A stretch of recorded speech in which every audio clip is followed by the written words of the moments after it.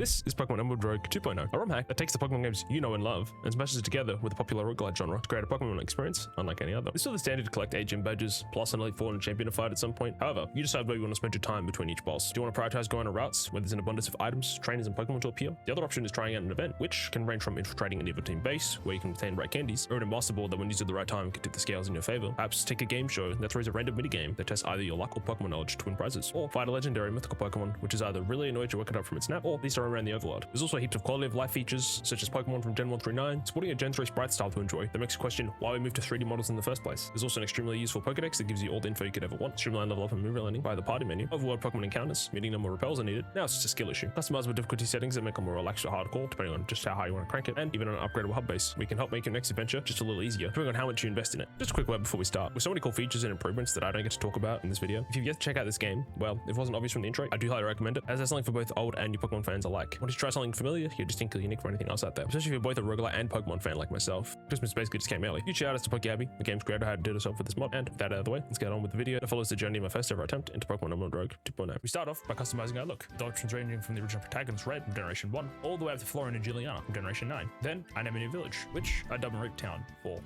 reasons. Wait a minute, my village? Meowth, that's right. I'll admit, it's a little odd to be handing a kid the keys to the town, but hey, maybe this means I don't have to pay taxes. After taking a quick look around our empty town and returning to Professor Elm, we learned some Pokemon are running wild and rush to help. We find 3 wild Pokemon, Werball, Pansear, and Lotad. With only 1 Pokeball, I ended up using on Lotad, which I nicknamed Peppers. The Lotad line has a pretty unique typing and evolves into Lombre early, then needing a Water Stone to finally become Ludicolo. Werball is tanky and has potential to be a Shell Smash sweeper, but it evolves into Crosslot 34, which is a bit too late for me. And Pansear, well, it's Pansear. Sorry buddy. At Elm's Lab, we'll give him some starting items, plus an explanation about how the adventures work. The short of it is, there are zones with randomly generated paths that have routes and events to explore. At the end of each path is a gym battle. After that, a new zone filled with paths appears again until 8 badges are collected. Rinse and repeat against the Elite Four with the champion battle waiting at the end. If you're out of usable Pokemon at any point, then it's back to the hub base. Any items found during the adventure are removed from your bag. However, items bought in from the hub persist through each run. With all that yapping out of the way, we let Peppers out of our Pokeball and embarked on our first adventure into Emerald Rogue.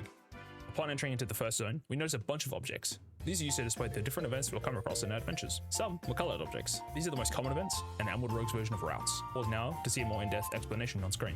There are also other events that shake up the standard route formula during our adventures, but we'll talk about them as we come across them. Now, with Peppers being a grass and water type, I knew having a fire type would be really handy, so I decided on the calm warm route. We saw Pokemon such as Galarian Meowth, Sizzlipede, Litleo, Baroom, and Pansear. Oh, fancy seeing him again. In the end, I decided to snag a firebug type Sizzlipede named Noodle, as well as the steel poison type Baroom we named Baroomba, or Baroomba for short. I figured to leave the rest of my party slots vacant for now due to the low number of Pokeballs in my bag. This does, however, make it the second time where we've left Pansear behind. Leave a like on this video if you think I should do a monkey-only Nuzlocke. Up next, we had 2 paths in front of us, a game show and a mysterious sign. I ended up choosing the latter. This event allows you to find out info for the upcoming gym battle, or a fee. The issue with that, however, we had $0 for our name, meaning this event was pretty useless. Luckily, they were kind enough to tell me that the first gym we were fighting was going to be bug type. Didn't this can appear in any order in this game, so this is pretty handy. Up next was a battle prep shop where you able to buy held items and evolution stones, teach and remove moves, and even a guide that recommends a build for your Pokemon. He's basically a walking talking smoke outpost. After selling a few of the items we found on the route earlier, I purchased a water stone to get an early Ludicolo for the upcoming gym battle. Speaking of, we arrive at the end of the path where we find our first gym battle awaited. Inside the room were 2 NPCs, on the right, and no shops to heal our Pokemon, but it costs money. It does, however, give you the first one for free, but I decided to save that for later. Speaking to the lady on the left, we learned that she lets you grind any of your Pokemon to the level cap for free. There's also a sign right here, which I didn't notice until much later, but it tells you the gym leader type for a fee. After a little bit of prep, we challenge the gym leader Bugsy, who leads with the Sizzlipede, which Peppers quickly makes work of with a fake out into Bubble Beam. Next, he sends out Yanma, who outspeeds and hits us with a massive Air Cutter, taking us to half health. I'm definitely glad we got that water stone. Right back with another Bubble Beam, doing respectable damage. Then decided to switch out into Baroomba in thirds of losing Peppers. As it tanks a hit and fights back with a sludge that just barely misses the kill. But the poison comes in clutch to take down Speedy Bug. Last out is Burmy, which we paralyze with Lick to stop it from attacking this turn. However, it cures itself straight away due to its ability, Shredskin. We then switch to Noodle, who hits a super effective Flame Whale to end the match and obtain our first badge. Not so bad, right? If the pace keeps like this, we're beating this game on our first attempt without breaking a sweat, right? Our next encounter had us walking into a trained Pokemon habitat, which is a grotto with a single Pokemon inside that are built a little different, sporting at least 1 perfect stat, plus a move or 2 normally given by tutors. Here, we encountered Ballad the Moor with interesting moves such as Thunder Punch and Knock Off, plus having its hidden ability, Sheer Force. I removed secondary effects like the Paralyzed chance from Thunder Punch, or Ironhead's Flinch chance, in exchange for 30% more power. Unfortunately, we rolled a pretty bad IV for our physical attack, but the boost from shift force would definitely help our damage. Would you look at that? Another grotto. Inside, we found a shopper we named Nuppet, and it had some neat moves such as Trick Room, Destiny Bond, and Knockoff. Next up was a daycare rest stop for a free heal. There's also an NPC here where you buy berries, mint, and Pokeblocks, along with a courier for purchasing items. Although you have to wait until you meet him again before you receive your goods. Now, I didn't end up trying the daycare function in my time, but apparently it lets you swap to 3 Pokemon that you can pull out later in the run, which sounds really good in a pinch. As we were about to leave the daycare rest stop, I realized that the extra was being blocked by a rival, Silver. Time to throw our hands in our first rival battle. We lead with Peppers, and Silver leads with a Ditto, who was higher level than us, which was admittedly my fault taking the Grotto event twice, as you do not get XP for catching Pokemon. Knowing that the pink blob was going to transform into one of mine, I decided to send in Noodle to get transformed, which Peppers comes back in to finish off with the Bubble Beam, giving the team enough XP to fight on an equal playing field. Silver then sends in Speaker Clone, Togedemaru. Sensing the danger that Peppers was in, I swapped my Ghost type Nuppet, expecting a fake out, which I correctly predicted, Togedemaru's defense curl. Firing back with a knockoff, removing its focus sash, and boosting the damage, Togedemaru's charge. I then hit it with an Astonish, which did very low damage. I'll go for Astonish again. However, this time, Togedemaru's Nuzzle, which is guaranteed to paralyze Nuppet, while also being boosted thanks to the charge. Togedemaru once again goes for charge, while I go for Astonish. I decided to stand for another turn to get a little more chip damage in, deciding to risk a crit that could give us our first death and ooh, goddamn. Well, it did crit, but it did miss out on the kill just barely. Nuppet's life has been spared for now. Switching out to Noodle, which takes out the Tungsten Ram, but not before getting paralyzed. Did anyone else realize how fast that thing was? Silver sends out his last Pokemon, a Litwick. I decided to keep Noodle in and use Bite, which flinched it. Realizing that we're faster, I stay in, but not realizing that Litwick was now going first from winning a speed tie, cementing the very first death of the run, as Noodle was being hit with a boosted Hex from the paralysis. With Peppers finishing off the candle, we won our first rival battle, but at what cost? Noodle, we didn't have you very long, and we totally could have avoided your death. And that's about it. Now's a good time to talk about what happens to Pokemon that faint in battle. Here in Emerald Rogue, there's no such thing as revives, so when one of your Pokemon faint, it's just poof, gone from your party. And there is no PC where you can replace it with another Pokemon, as you can only ever have 6 at a time, unless the one's in your party. Meaning, if you have a full squad and decide to try catch a new Pokemon, you have to replace it with someone or let it go. All the while worrying about how many Pokeballs you do have left, as well as the upcoming gym battle. Snapping back to reality, I taught our team some new moves and went straight into the next gym fight, which is Whitney, the normal type trainer. With the Noodle starts total on our team, will our all-powerful Miltank appear to give us a run for our money? Whitney starts off with Berry Pump, while we start with Peppers, who's underleveled again. Starting off on a bad foot here, we hit the F1 with a fake out, shit like a wet noodle. On the next turn, expect to be outsped and get hit. I went for a Mega Drain to scout damage. Instead, Apom used Tickle, lowering my attack and defense. We repeated the same moves for the next turn, where I decided to switch out to Nuppet on a successfully predicted normal attack to negate the damage. Apom once again goes for Tickle, while I go for Knockoff, which does very low damage without a hold item. At this point, I wonder if Apom has any moves that can hit Nuppet though. He goes for a Tickle again, and I try Will-O-Wisp, that doesn't hit. Risking the Apom being a Ghost to Dark type move at this point, I go for another Will-O-Wisp, which does connect after a 5th Tickle away Nuppet. Apom finally goes down to the burn, which gives us enough XP to level up. Next comes in Ferret. I switch out to Barumba immediately, expecting a knockoff, which I did correctly predict. Speaking of predictions, Don't have Tidy Up. That would suck. Oh, you do have Tidy Up. I then use Sludge, die for a poison, before he uses Tidy Up again. The next turn, Pharaoh goes for a knockoff, doing huge damage, and was KOing my Barumba. After the 3rd Sludge and still no poison, I opted to switch into Ballad to take the knockoff, and fire back with the Thunder Punch, which knocks it out. The last Pokemon is a Ditto, not Miltank. Huh. If I had a nickel for every time I've seen Ditto in the last 10 minutes, I would have 2 nickels. Which is to say it's odd I've seen more than one. Anyways, I decided to stand with Ballad and use Thunder Punch, which is over half health while it transforms into me. I decided to use Thunder Punch again, and just barely misses the KO, while the Ditto also uses Thunder Punch. I then stand for one more turn and Thunder Punch again, which wins us our 2nd badge. The battle might have gone a different direction if we lost the speed tie against the transformed Ditto. Thankfully though, we'll never know. Next, we enter the Honey Tree Habitat, which spawns a load of the same species of Pokemon. For us, it was the Gen 7 Flying Rock type Minior, who immediately blew up. Thankfully, this isn't another lock. Taking in a couple more and finally catching a Minior, nicknamed Star, we make our way over to the Evil Team Rocket Base. These team bases are filled to the brim with trainers and high value items, and a super OP item waiting at the end. In this base, we're all with 10 rare candies, which allows you to go above the current level cap in a given zone to have a temporary advantage. Now, with a massive wallet full of cash, we're going to buy a few items. 1 leftovers, an expert belt, and a muscle band.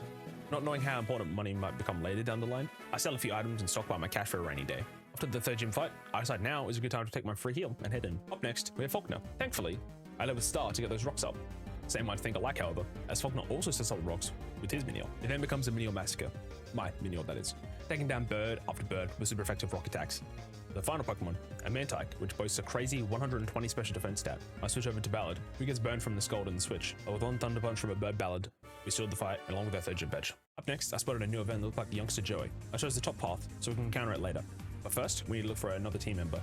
In the cave, we find a Metang, who almost one-shots my Nuppet with a flash cannon. So I flee for now and decide to grind up first instead. After a couple of scary trainer fights, we finally evolve Nuppet and Barumba. Chopper not evolving to level 37 has to be a target attack or something. In saying that, Barumba evolves at 40, so I guess it could be worse. We then successfully caught a Metang and named it Nug. It's a pretty mediocre stats across the board. However, that could all change with this next event, the Battle Simulator. It allows you to wager something and receive a large boon if you win. It could be money, some items, or the IVs of one of your Pokemon. So I decided to wager my Metang stats. If we win, we get a super duper cracked Metagross for the future, and if we lose, well, his funeral's been pushed up a week or two. Sadly, youngster Joey smoked me and my own team, resulting in one of the worst Metangs I've seen, going from 104 IVs down to 50. It's safe to say we got scammed. Well, a Metagross is still a Metagross. After a quick killing grind, it was time for the next gym fight, facing up against Chuck, the fighting type gym leader, who might be the toughest challenge yet. I lead with Star up against Chuck's Salucha, setting up his stealth rocks, and Salucha uses sword stance, attempting to sweep my whole team. I go for the confuse ray, because if he hits himself, it would do a lot of damage from his attack being raised. However, he counters with the taunt, stopping the status move. Salucha uses yet another sword stance on the next turn, while I send a power gem his way that is less than half. Salucha then goes for a flying press, which takes Star down to 40%, while I send out another power gem. Yikes, this is not looking good for me. But then, at the start of the next turn, Minio's signature ability, Shields Down, activates, which lowers its defense and special defense, but boosting its attack, special attack, and speed. With this, it allows it to just outspeed Salucha by a single point, becoming a natural 31 IV in speed. Next in is Throw, so I switch in Nuppet on an incoming Storm Throw, which does negate damage. However, this is where the downfall begins, as Nuppet's ability lets me know that Throw is holding a Lumberry. Instead of using Knockoff for the extra damage and removing the berry, I tried a Will-O-Wisp instead. That does connect, however it effectively did nothing as the Lum activates. In the meantime, it sets up with Bulk Up. I attempt to use Will-O-Wisp again, but this time I miss. The third Will-O-Wisp finally connects and it's burnt, halving its attack. However, at +3, it is stronger than it was before, and extra bulky too. I failed off a Shadow Ball in Desperation, which resulted in a crit, but it still wasn't enough. Originally I planned on teaching Hex, which doubles damage against status foes. However, forgetting to, turn this battle into a Bloodbath. Even without the crit, Hex would have done more damage compared to Shadow Ball, but with the crit, it might have saved up his life. Sadly, it falls to a single knockoff instead. Starting to panic, I go into Peppers for a fake out to stall the burn damage. Then I use Bubble Beam, that lets Throw barely live, taking down Peppers in a single hit, then going down to the burn itself. My mistakes with Nuppet not using knockoff to do damage and remove the berry at the same time created a domino effect that ended up costing me my starter as well, missing out on the range. However, there's no time to mourn. We have a battle to survive. We both blindly send in our next Pokemon. I decided on Nog, and he pulls out the 5 fighting type Taurus, just by luck. The Taurus, similar to the Throw, uses Bulk Up. Nog's Zen Headbutt now being introduced in the Bulk Up doesn't do nearly enough damage. And with that Peppers, we have nothing that can save Nog from the incoming fire move. As we watch it fall in its first battle, we send Star back out to outspeed and clean up with Power Gem. Next is Sulk, seeking revenge, trying to save Minio's life. I use Confuse Ray, hoping to delay a turn. Instead, it broke through Confusion and took down our little flying gemstone with a Nice Punch. Utterly defeated at this point. I send a Balance to try to save the run. Sulk snaps out in Confusion instantly and uses a Nice Punch, which does little damage while we fight back with an Iron Head, taking it to very low health. I stand for one more turn for Iron Head, but get my leftovers knocked off as a parting gift from Sulk. One more Pokemon left, Beware. Don't let this cuddly bear fool you. He has a monstrous attack step and takes half damage from all physical attacks due to his ability, which did not bode well for the remainder of my team, as Ironhead does less than a quarter of its health, while it sets up with another Sword Stance, just like all of his other Pokemon. At this point, I know what the win con is. We need a poison from River Room, so I switch in to the incoming takedown, which does massive damage. I should remember one last command before it falls, to use Poison Jab, which thankfully poisons the big bear. I use his takedown again, which the recoil, along with the poison tick, was enough to drop with a very low health. Low enough health, however, the Margot Berry he was keeping secret activated, and he went past half. Knowing my options were next to none, I needed more to hold. Away uses takedown, along with the recoil, Battle drops down to 27 HP, retaliating back with the stab, Shiftwall's boosted Iron Hand, that just barely misses the KO after poison. However, this battle's over now, because teaching Sucker Punch moments before walking into the gym was definitely a lucky break, as we use it to escape the battle with that fluffy tail between our legs. I know this looks bad, but as long as we have one Pokemon, we can rebuild. Starting off, I went to a Fierce Average route, which gives access to 3 new Pokemon. Druddigon, Ridgebacks, which evolves into Baxcalibur, and lastly, Tatsugiri, who's just a little guy. I started off by catching a Druddigon named Arr. While I was catching it, I noticed how low on Pokeballs we were, along with the dwindling supply of healing items left. I then tried to catch Tatsugiri. Any water? Oh! Who immediately kills the savior I run up to this point, Ballad. Unable to run away, we send in Druddigon, and accidentally Metal Claw. The little sushi sets up a nasty plot. I just barely survives the muddy water while we knock it out with the Dragon Claw. We were again back down to one Pokemon. After a couple of failed attempts of trying to catch the Ridgebacks and the Tatsugiris who just keep dying, we finally have our team, which consists of 1 Druddigon, 1 Baxcalibur, and 4 Tatsugiris. This is Dragon Pulse. No. That's not gonna be... I missed. No, wait, you missed twice! Wake up! Oh, he loses easy. I'm not healing Death Wish. Bro is dying. Bro missed 3 times. Maybe I should just get Water Pulse. Whoops. I mean 2 Baxcalibur and 3 Tatsugiris. After getting acquainted with their new squad, we're ready to go on to the next... Wait, why do I have a bad feeling about this? I got a bad feeling about this. If he's a Pokemon that's super effective against us, we're just gonna train. I think we should actually... Shit, he's got Imposter among us. We need Glaive Rush. Oh, he's got Focus Edge. Oh! I'm gonna expecting the focus sash, taking down Barry in one clean hit. I switched to Tatsugiri for a revenge kill. Then out comes Toga tomorrow, which proceeds to kill all 3 of my Tatsugiris back to back to back, because I, for some reason, thought that they were faster. Not my brightest moment, to be honest. I let Dan take it out in 2 crunches, but not before getting flinched twice, racking up some extra damage. Next is Chandelure. I really wish I'd saved those fishes now. With Dan unable to take the heat going down, we then send in Drodigan, who gets burned, but is cured from the lumberry he's holding, but sadly misses out on killing the Chandelure, which allows it to Will-O-Wisp again. Sewer has 2 Pokemon left. However, we won't be able to ever know what his last Pokemon is, as Drodigan takes his last stand, missing out on a range against Roguelike. That's not fair. That's not fair. What the f... This is where the first run ends. With 4 badges, I'm not even close to winning. I'm pretty anticlimactic if I do say so myself. We then go back to the base and buy some upgrades, with 1 such upgrade, allowing you to choose from a collection of 3 different starters at the start of each new run, which I'll definitely be using in future.